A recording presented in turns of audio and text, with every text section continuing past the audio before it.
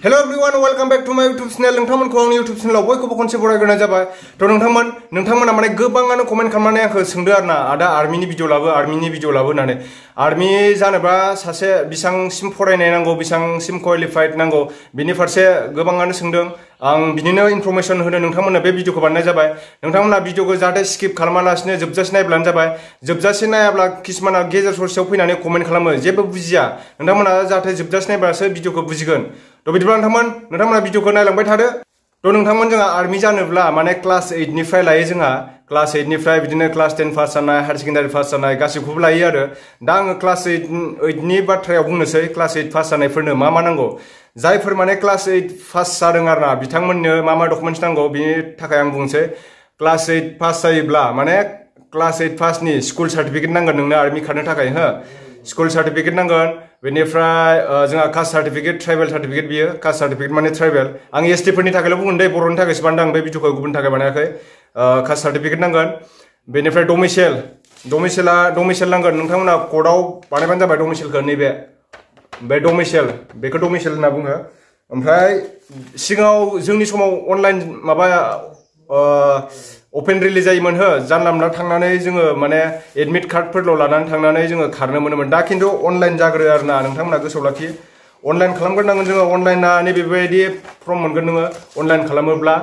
बेबायदि फर्म मोनगोन आरोना अनलाइन खालामोब्ला। बिनि उनाव अनलाइन जाखांनायनि उनाव नोङो बबे जायगायाव सेलेक्ट खालामदों, बबे जायगायाव जागोन, रिपर्टिं टाइमा बेसेबां, नैबेयाव गासिबो टाइमिं लिरनाय थागोन आरोना बबे जायगायाव जागोन। बे एडमिट बियो एडमिट मोनफैगोन अनलाइन खालामखांनायनि उनाव। एडमिट मोनब्लासो नोङो आर्मिखौ खारनो मोनगोन आरो।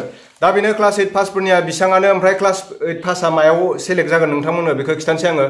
क्लास 8 पासआ माने जेनेरेल डिउटियाव मोननाय नङा। जेनेरेल डिउटिया जाहैबाय माने गेटआव थानाय, बिदिनो गेटआव थानाय अनेक माने खामानि आरोना बिसिना। अनेक गेटआव थानाय बिदिनो डिउटि होनांगौ। बाहेराव बिदिनो माखासे बर्डारावबो थाहैनांगोन। अनेक खामानि मावनो गोनां जायो जेनेरेल डिउटि माने। जेनेरेल डिउटि होनांगोन आरोना, हाग्रा बंग्रा अनेक खामानि मावनो गोनां जागोन। दा माने क्लास 8 पासनिया जाहैबाय ट्रेडमेन्टआव मोनगोन। नोंसोर बांसिनानो मिथिबाय ट्रेडमेन्ट। जोंहा आर्मियाव 17 बोसोर पास मानिफ्राय स्टार्ट, 17 बोसोर पास मा जाथारनांगोन। 17 बोसोर पास माननिफ्राय लायो। जिडिआव जोङो 21 बोसोरसिम लायो हो। जिडिआव जोङो क्लास 10 पास जानायफ्रासो मोनो। ओमफ्राय बेयावबो क्लास 10 पास जानाय, हायार सेकेन्डारि पास जानायफ्रासो मोनो। क्लास 8 फोरनि थाखाय ट्रेडमेन्टआव मोनगोन आरो नोंथांमोना। ट्रेडमेन्टआव ओरैबायदि, ट्रेडमेन्टआव नोंथांमोना दा माबायाव मोनगोन, वासारमेन जायनाखि जि सुग्रायाव मोनगोन। बिदिनो बार खानाय सिननाय बेफोराव मोननो हागौ। बेनिफ्राय कुकमेन ओंखाम ओंख्रि संनायफ्राव मोननो हागौ। बेनिफ्राय हासिब सिबलाबायनायफ्राव मोननो हागौ आरोना। ओमफ्राय बेफोरनो आरो दा ट्रेडमेन्टनि खामानिफ्रा। दा अनेक दङ ट्रेडमेन्टनि खामानियाबो। आं माखासेखौ बुंजोबला, जिखिनि दङ दा बेखौ बुंबाय आं। नोंथांफोरा दा मिथिबाय जानांसिगौ मा नांगौ। दा जोङो फैदो मेट्रिक पास जानायनि डकुमेन्ट्स। मेट्रिक पास जानायनि डकुमेन्ट्सआ मा नांगौ आरो मा क्वालिफाइड जानांगोन। जोङो मेट्रिक पास जायोब्ला जोंनो फार्स्टआवनो जोंनो एडमिट कार्ड नांगोन हो। एडमिट कार्ड, बिदिनो डमिसेल, ओमफ्राय नैबे अनलाइननि रेजिस्ट्रेसन बे माबाखौ नांगोन। अनलाइन फर्मखौ लानानै थांनांगोन नोंसोर आर्मि खारनो थाङोब्ला। जेब्ला लाइन जाहैगोन ना, जेब्ला लाइन जागोन नोंनि हाइटखौ सुगोन। नोंनि हाइटआ बेसेबां। हाइटआ मिनिमाम जोंना जाथारनांगोन। हाइटआ लिरनानै दोन्दोंमोन आं, बावलायलाङोना हाइटआ। जोंनिया एसटि फोरनि थाखाय 5 फुट 3 इन्सि जाथारनांगोन आरोना आर्मियावबा आरोना। ओमफ्राय बोसोरा 17.5 बोसोरनिफ्राय लायो 21 बोसोरसिम जिडिआव। ओमफ्राय ट्रेडमेन्टआव माने 23 बोसोरसिमल' मोनो आरोना। इण्डियान आर्मियावल' दे बियो। ओमफ्राय सिख्लाफोरा माने जिडि ट्रिटमेन्टफोराव मोना। सिख्लाफोरा जाहैबाय जायफोर माने डक्टर फरायनानै बिसोरो अफिसार लाइनाव मोनो आरो। डक्टराव मोनो बिसोरो।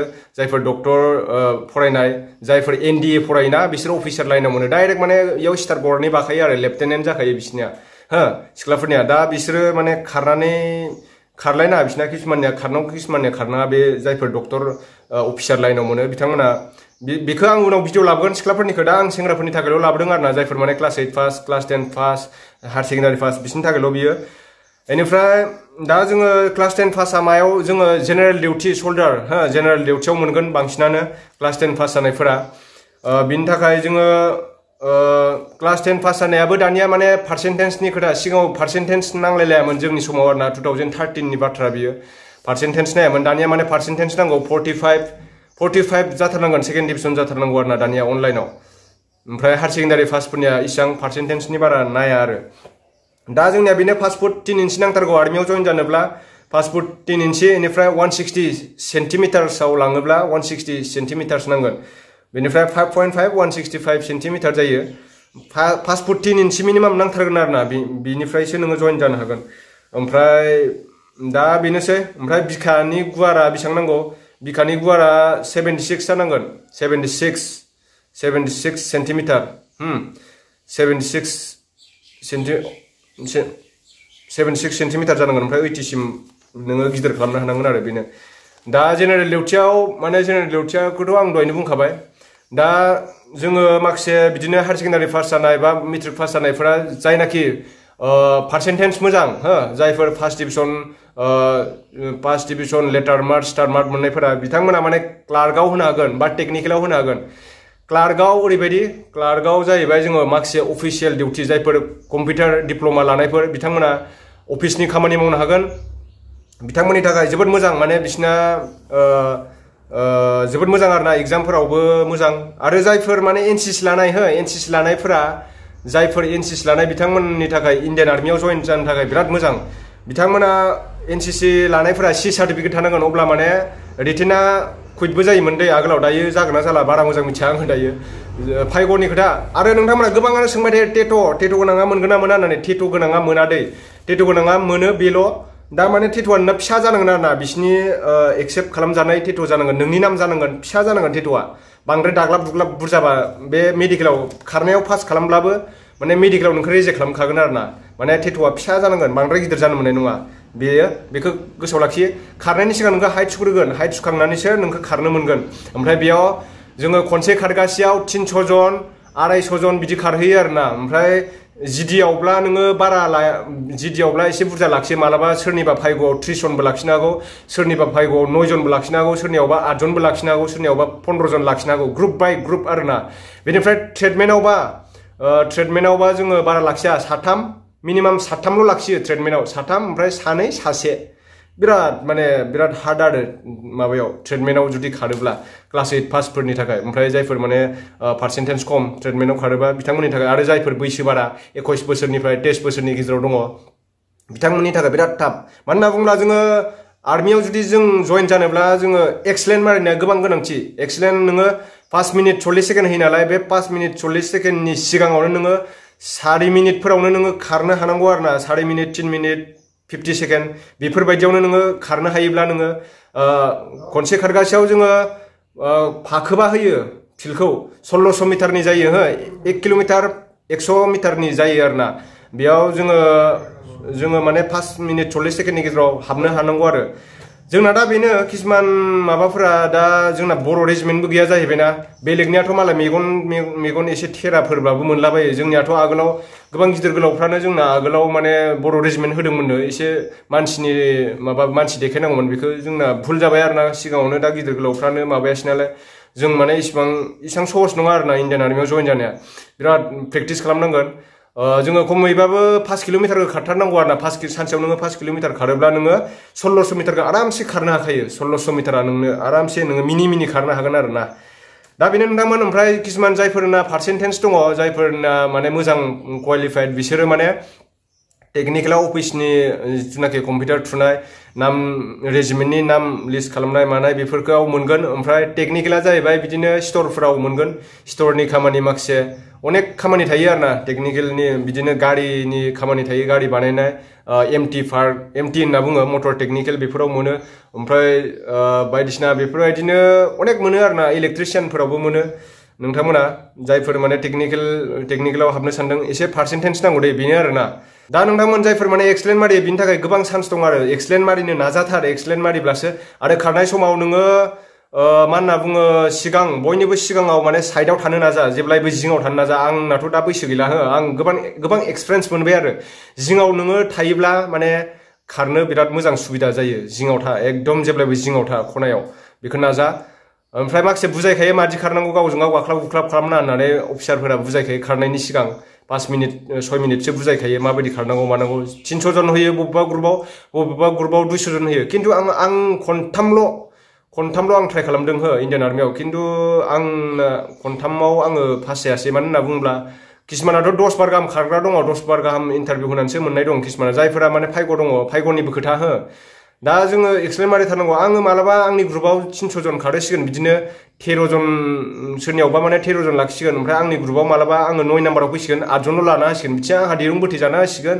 फाइग'आनो गैया माने एक्सलेन खारथारबा जोंहा बहुत चान्स दं आरोना एक्सलेन खारनो हाथारनांगौ एक्सलेन खारबा बिराद मोजां आरो दा आं इन्डियान आर्मि हैनाय समाव आङो हप्तासेल' माने प्रेक्टिस खालामनानै थाङोमोन बिराद भुल आंना बेनो दा जों बिदिल' हप्तासेफोरल' जोङो प्रेक्टिस खालामनाङा गोबां प्रेक्टिस खालामनांगौ आरोना एकदम जेसेबां हायो नोंनि खावलाया रानख्रबलांथों होमबाबो प्रेक्टिसखौ गारनाङा एकदम हार मानिनाङा आरोना डर के आगे जीत होता है होननाया बेनो आरोना नोंथांमोन नों जुदि जब मावनो गोसोथारब्ला नों एकदम रानिं खालामबाय था आरो ओरै पुशआप गोजौथिं माने बुकडाउन मारिनायखौबो खालामबाय था बेखौबो बेफोरनि सायावबो माखासे फिजिकेलावबो नोङो माखासे प्लास पइन्ट मोनो रिटेननि थाखाय खारनायाव एक्सलेन लायोब्लाथ' नोङो खारनायावबो माखासे प्लास पइन्ट मोनो बेयावबो माने नोंहा रिटेन एग्जामनि थाखाय माने इजि जाहैयो आरोना पास खालामनो थाखाय दा बेनो जोंना मेन जाहोनानो जाहैबाय जोंना बर' रेजिमेन्ट गैयालै बर' रेजिमेन्ट थानायमोनब्ला जोङो बहुत माने इजि जासिगौमोन आरोना दा जोङो एसे एनै माने पार्सेन्टेज खम मोनब्लाबो 60 एबभ जाथारनांगौ माने माबायावबो मा होनना बुङो पास जानोबा आरो 65 66 बिदि मोननांगौ आरो रिटेन एग्जामाव होमबासो नोङो मोननायनि चान्स थायो नङाबा बेलेगफ्राबो बहुत पार्सेन्टेज लाग्रा दंना बे दा जोंना जुदि बर' रेजिमेन्ट थानायमोनब्ला जोङो गोबां सुबिदा जागौमोन आरोना जोङो 40% 35% बेफोरावनो जों मोनलाबायगौमोन साख्रिखौ दा जोंना बेफोरबायदियानो गैया मालाय पान्जाब रेजिमेन्ट दङ गरखा रेजिमेन्ट दङ नेपालिफोरनाबो अरुणाचलनि मानसिफोरनाबो अरुणाचल स्काउट दङ गुबुन जातिफोरनाबो बिहार रेजिमेन्ट दङ हेन टेन सब दंजोबो जोंनाल' गैया आरोना जोंना बर'फोरना गैया दा बेनिखायनो जोंहा दा SSC आव जोंनाथ' बैसो गैला जेनेबा 23 बोसोरसिमल'सो मोनो नालाय आर्मियाव ट्रिटमेन्टआवथ' आं खारखायाखै खालि जिडिआवल' खारदोंमोन आरोना ओमफ्राय पुलिसावथ' आं जेबो एप्लाइ खालामखायामोन बै समाव जोंहा फैसानि बिराद दालाल जायोमोन आरोना फैसा होबासो जोंहा साख्रि मोनोमोन आं खिन्थु मेगनजों नुवाखै खोनानो मोन्दोंमोन आरोना बिनि थाखायनो आं पुलिसावबो गोसो गैयामोन इन्डियान आर्मियावल' गोसोमोन आंहा माने एकदम देशनि थाखाय आं सेबा खालामथारगोन होननानै गोसोमोन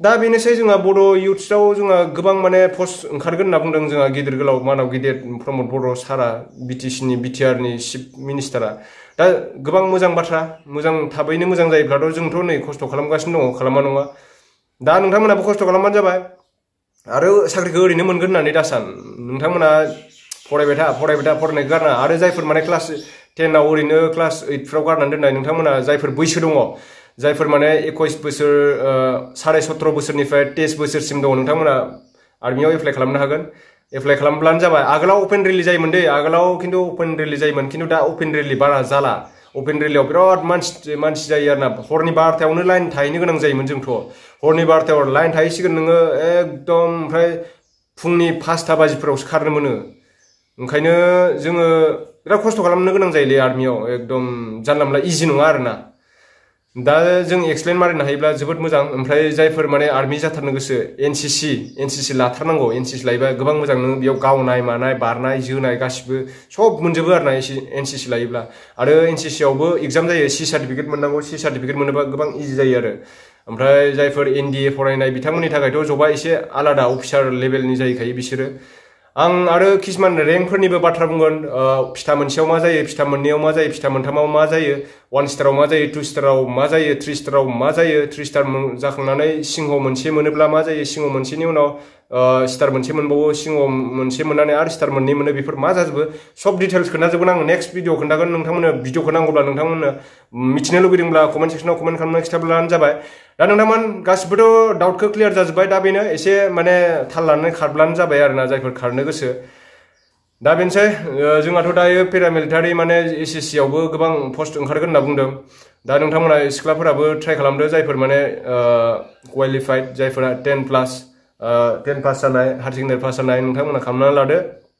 जोबोर मोजांनि बाथ्रा 35,000 ST फोरनि थाखाय बर'फोरनि थाखाय भेकेन्सि ओंखारगोन होनना बुंदों दा जोंहा एसे पार्सेन्टेज नायनानै लायोब्ला जेनेबा एसे पार्सेन्टेज खमब्लाबो लायोब्ला जोंहा बिराद मोजां जागौमोन आरोना पार्सेन्टेज बुरजाफ्राथ' फरायनाय मोजांफ्राथ' आर्मियाव बांसिनानो फैखाया आं मिथिखायो आरोना दा आङो गोबां जायगायावनो गिदिंबायलै लादाख सादाख काश्मीर चाइना बर्डारफ्राव थांजोब्बाय आं आर्मिफोरजों थाजोब्बायना आं किसुमान डिटेल्सफोरखौ मिथियो बिसिनि खस्थ'फोरखौबो गोबां खस्थ' दं खस्थ' गैया नङा खस्थ' दङ मिथिबायना दिरुंजों गाखोनांगौ एकदम 20 केजि 25 केजि गाहाम माबा लानानै बेग बानानै रेसन इदि लानानै गाखोनांगौ एकदम 1600 मिटार गाहाम माने गोजौआव दिरुं बोनानै गाखोनांगौ अक्सिजेन गैयै जायगाफोराव बेफोरबायदियाव मोनहैयो आरो काश्मीरफोराव दा बेनोसै नोंथांमोना जायफोर माने गोसो नोंथांमोना जायफोर सोल्डार जानो गोसो इन्डियान आर्मि जानो गोसो नोंथांमोना ट्राइ खालामबाय थाबानो जाबाय नाजाबाय थानांगोन नोंथांमोना नाजाबासो सानसे समाव साक्सेस जागोन थ' बिदिब्ला नोंथांमोना आंनि भिडिअखौ नायनानै एसेबाबो मोजां मोनदोंबा लाइक खालामदो शेयार खालामदो बेजों लोगोसे दिनैसो आंनि चेनेलखौ सोरबाफोर गोदान नायदोंब्ला